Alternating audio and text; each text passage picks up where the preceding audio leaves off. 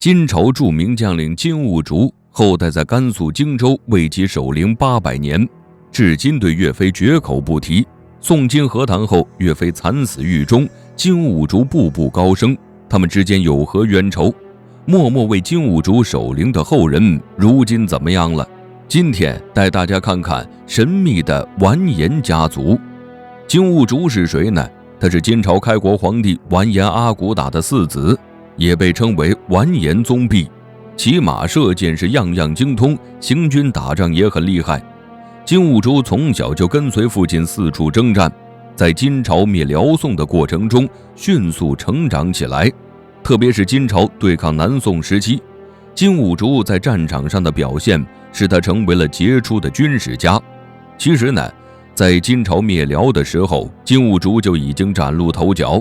在金灭北宋的时候，他和二哥完颜宗望带领金兵围攻北宋都城，最后成功攻破。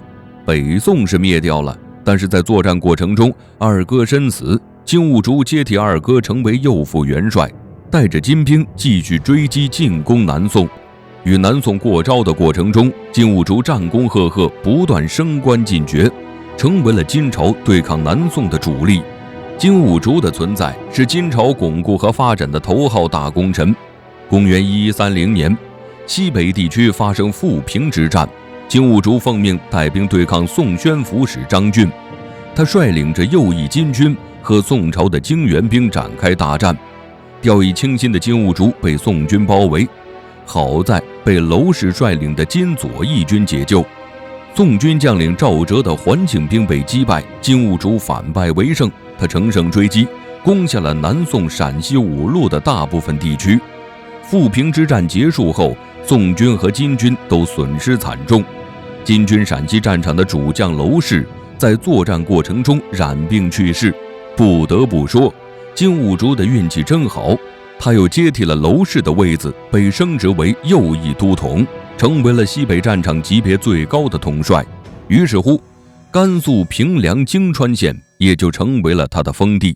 之后呢，宋朝主战派发起反击，经验丰富的老将岳飞出战。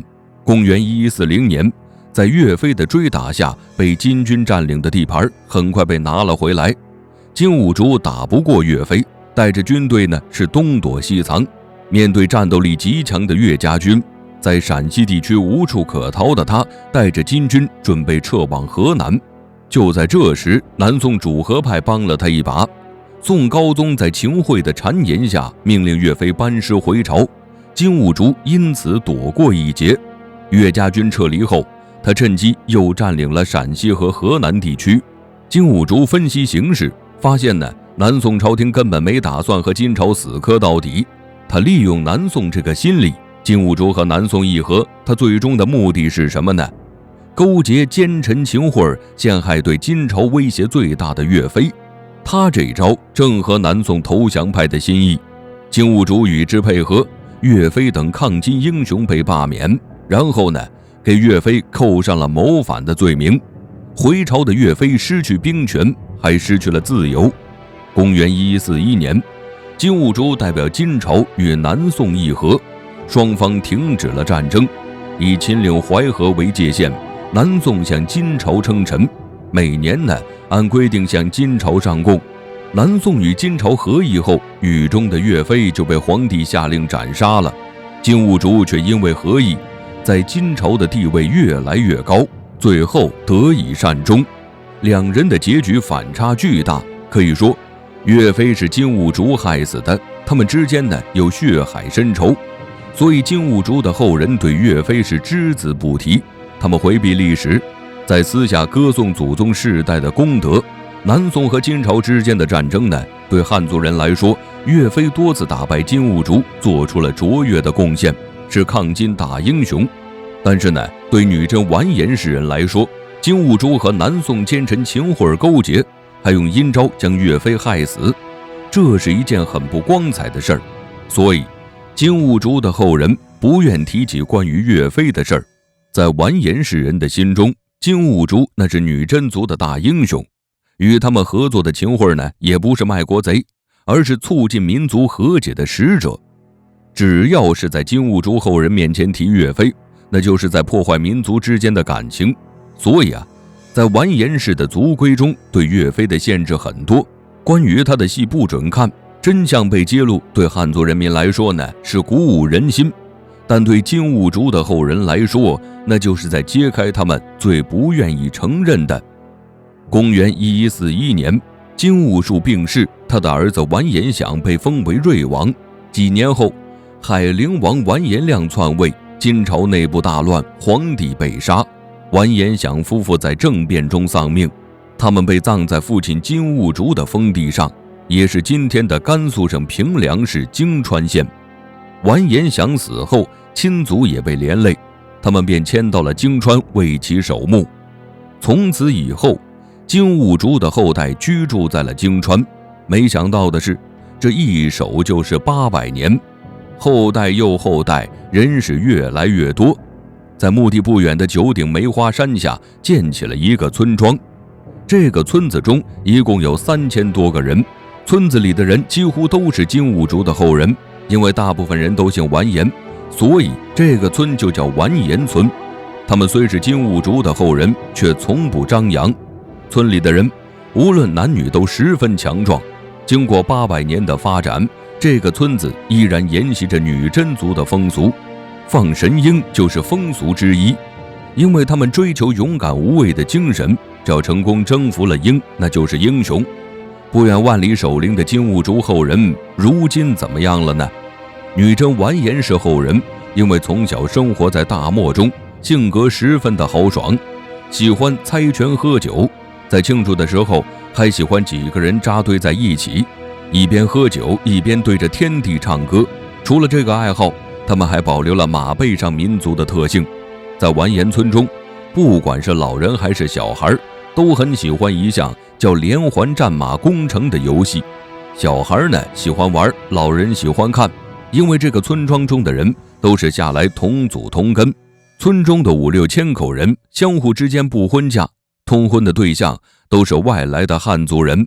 金朝灭亡后，泾川的女真族人成为当地的土著居民。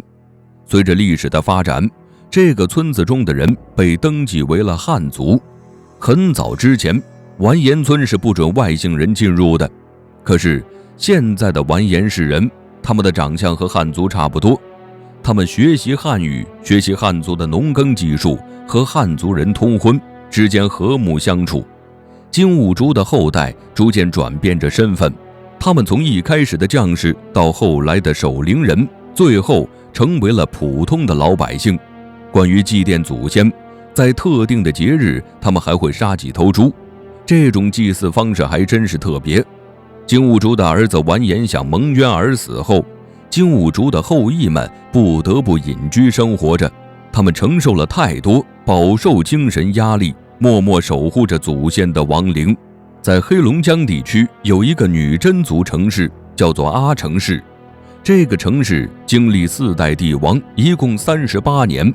之后的朝代民族大融合，满族人是越来越多，在那个地方几乎已经找不到女真完颜氏人了。